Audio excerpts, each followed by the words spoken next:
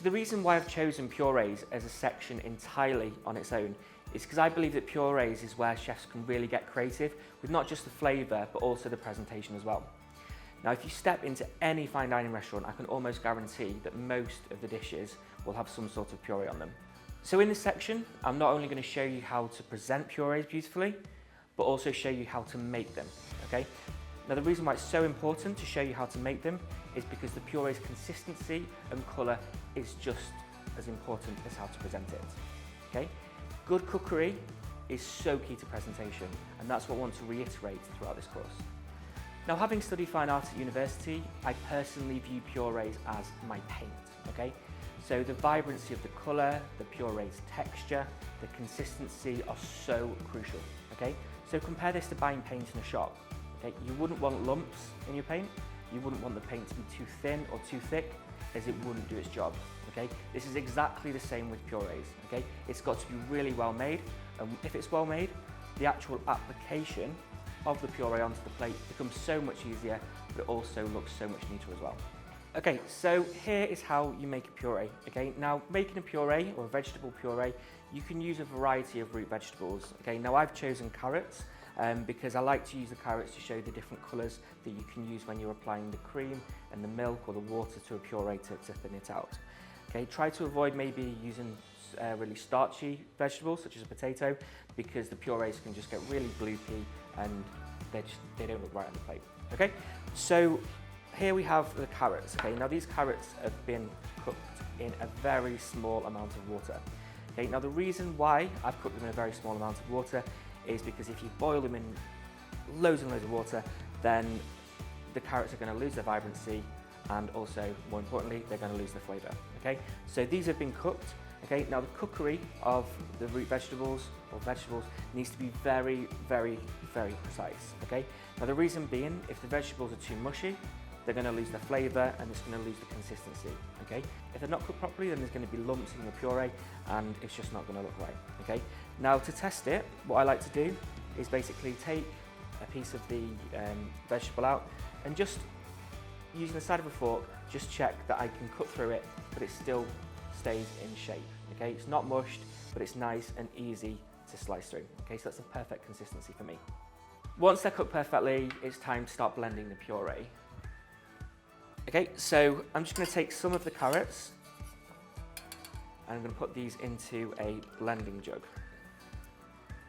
Now I'm also going to take a little bit of the cooking water just to loosen it. Okay, now I'm only going to add a little bit now. I can always add a little bit more later.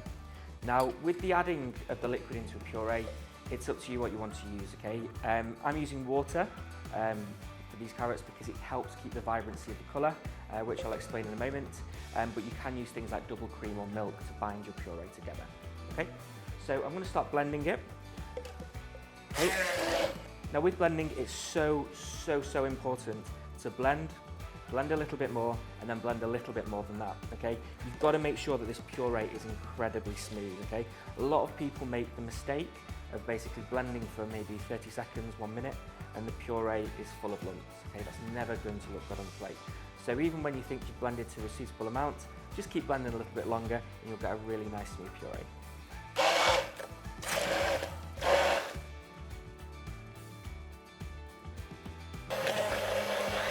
So keep going with the blending. You just keep going until it's really, really nice and smooth, okay? Now I've got this puree to a point where I'm happy with the consistency, and I'm going to show you a little bit of what it looks like, but it's not the final step of making this puree amazing, okay? So if I just take a spoonful of the puree and just place that onto a plate, okay? Now you can see that it's nice and smooth, okay, but it's still got a little bit of the roughness in it. It's not completely smooth yet, okay? And we need something to bind this puree together to make it incredibly smooth, okay? Now, top tip from me is to use xanthan gum, okay? Now, xanthan gum is a gluten-free alternative to a sauce thickener, and it works really, really well to bind purees, okay?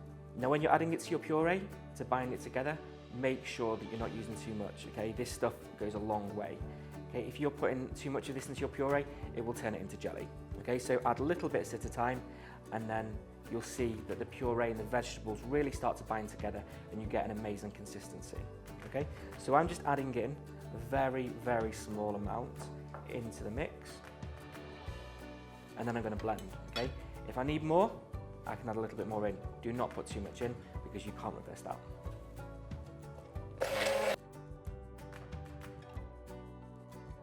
Okay, so I'm happy with the consistency, and I'm just going to take a spoonful of this now and just show you what it looks like next to the other one. Okay, so the puree's got a much better consistency. Okay, so what the xanthan gum has done is basically bind the carrot together, and it's got a little bit more elasticity almost to it, and there's less lumps, which you can see in the version that didn't have the xanthan gum in it.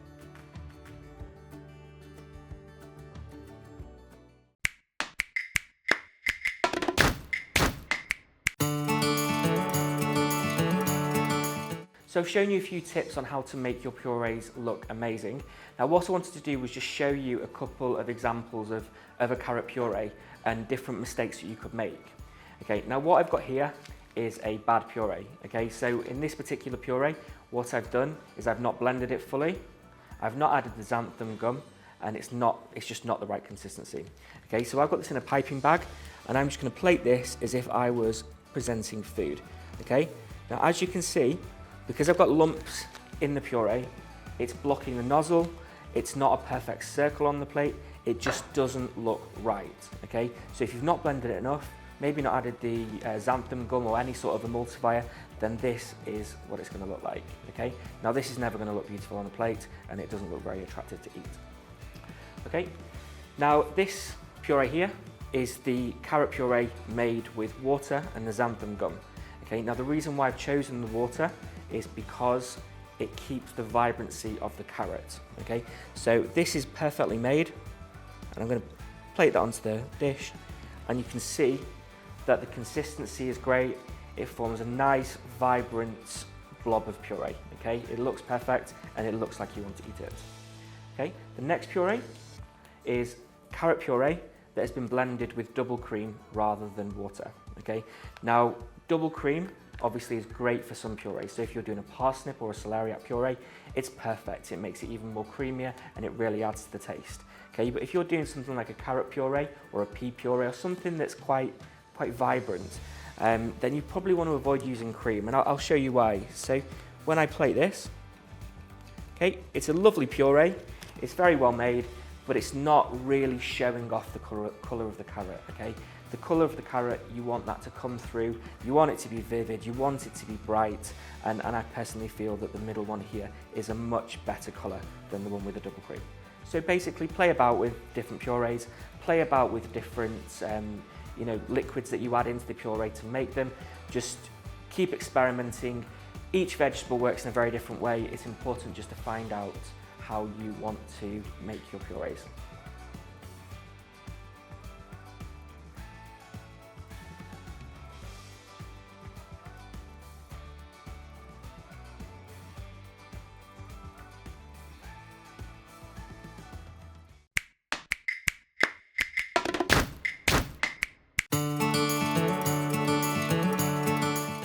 So we've now seen how to make a puree really nicely, and what I'm going to do now is show you different and interesting ways to plate a puree onto a plate.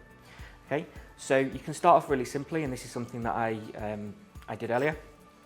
And you can basically take a piping bag, and you can just keep the piping bag in the same spot, slowly bring the piping bag up, and you create a nice blob on the plate. Okay, another way to do it, and this is one of my favourites, is to get a tablespoon, and what you want to do is get a nice amount on there, and basically just let the puree fall off the spoon, and you create a nice little quenelle like that. Okay. Another thing you can do, if you've got a little bit more time when plating your food, is if you get a nice circle of puree onto your plate, you can just very delicately dress it with just a few edible leaves but making sure that the edible leaves work really nicely with the dish. Don't just put it on here to decorate, and you can see it looks really nice and elegant.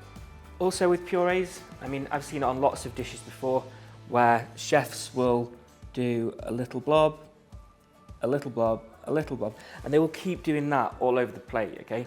Now, these purees, they do hold their heat quite well, but you've got to think about the other elements on the plate, okay? You don't want to spend all the time in the world piping puree onto a plate because the rest of the food items are going to get cold. Okay, so I think these three main ways to do it, very effective, and they're quick, which is important with food getting cold. Another really nice way to present purees, and I'm going to show you basically how to do this with 3 different colour purees. So onto the plate, I've got the carrot puree that we've been using. I've also got some cauliflower puree. And what I'm doing is basically just creating 3 equal-sized blobs of the puree onto the plate. Okay, so we'll just finish up with some beetroot there as well. Okay, now this in itself, it looks beautiful, okay? But I really like using one of these and spreading it across the plate to create a really nice pattern, okay? It looks beautiful, and if you put a nice piece of fish, chicken, whatever it may be on top of that, it's gonna really stand out, okay? It looks amazing.